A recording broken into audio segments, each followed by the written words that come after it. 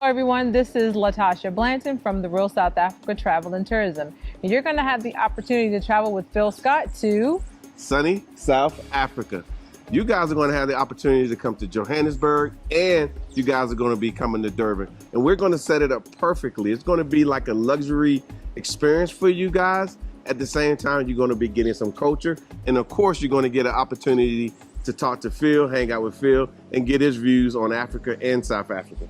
You're also going to get an opportunity to explore the lifestyles here that are available in South Africa. And we're going to do all that for you in an amazing 10 days. We do hope that you go to the website and book, because we do look forward to seeing you here. Absolutely. Our website is therealsouthafrica.com. Go there, scroll down. You'll see a picture of Phil, and just go ahead and book there. So we'll see you here in what we like to call sunny South Africa.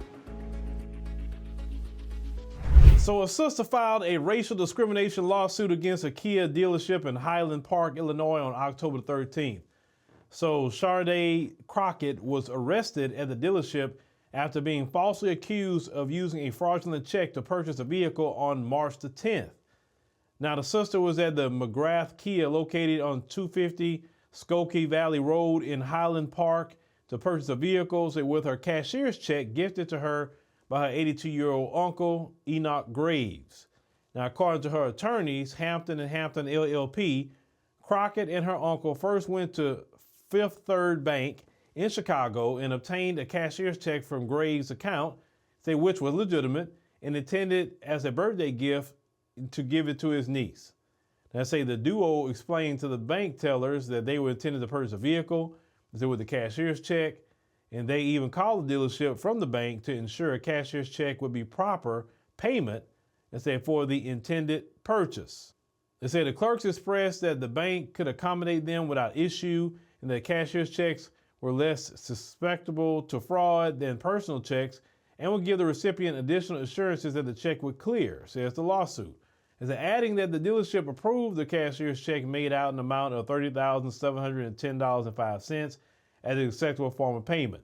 And the dealership also advised Crockett that she would not need to bring her uncle with her to make the purchase, and she dropped him off at home before heading to the dealership. However, upon arriving, the 36-year-old says she noticed a sense of unwelcomeness from the predominantly white staff. Nonetheless, she test drove a used Chevy Blazer LT and decided she would purchase the 2021 vehicle and gave the dealers her cashier's check. She also explained that she called earlier with the bank but the dealership called Fifth Third to verify the check. They failed to call the same branch and were told the check was likely fraudulent without adequate investigation or due diligence by the bank. The dealership then called 911 and asked for Highland Park Police Department without bothering to call the correct branch and where the check was drawn. And Crockett was arrested despite her pleas explaining what happened, according to a Lake and McHenry news report. Now, McGrath Kia deviated from its own policy and practice to return checks to customers and decline the sale. When the validity of the check may be in question, McGrath Kia deviated from this policy and practice based solely upon Crockett's race, and instead called the police for Crockett to be arrested. After being told by the bank that Crockett was not a customer of the bank and that she could not verify the check because the computers were down, the officer replied that people from those neighborhoods were probably using Crockett as a tool to purchase the vehicle with a fraudulent check.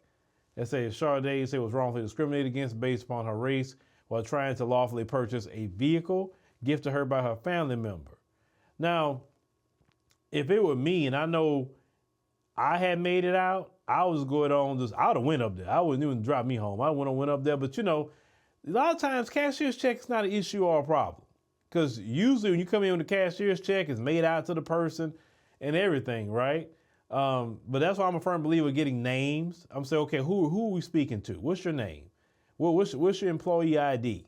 That way you can say, nope, I spoke to this person this time. But, I'm a firm believer. if I had to buy a vehicle just straight cash like that, I was like, you know what? Well, just give me your information and we just initiate a wire transfer, because you can do a wire transfer, immediately it goes in to their account, and it's done. You ain't got to exchange hands. You ain't got to risk losing a cashier's check or nothing.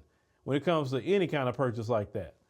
Because, with wires, you can do it right then and there, or you can have it go there tomorrow. Now, I say Crockett was arrested in charge of felony forgery, causing her to be brought, to tears and have a nervous breakdown, according to the lawsuit. She was vindicated, until several months later, on July 18th, when the Lake County State's Attorney's Office finally determined that the check was not fraudulent, no crime had been committed, and all of the charges were dropped. They said, sorry it took so long. Crockett was told by the prosecutor. This case represents a disturbing pattern of racial discrimination and what can happen when banking while black. There's no data on how frequent the police are called on customers who are making legitimate everyday transactions, noted her attorney.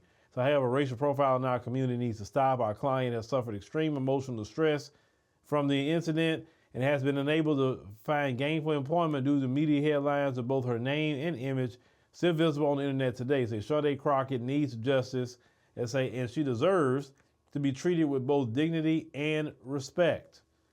Now, the lawsuit was filed in the U.S. District Court, for the Northern District of Illinois, and seeks compensatory and punitive damages, for the wrongful arrest. WKM Automotive Incorporated, McGrath Kia, Fifth Third Bank, the city of Highland Park, and the 2 police officers who arrested Crockett are named in the lawsuit.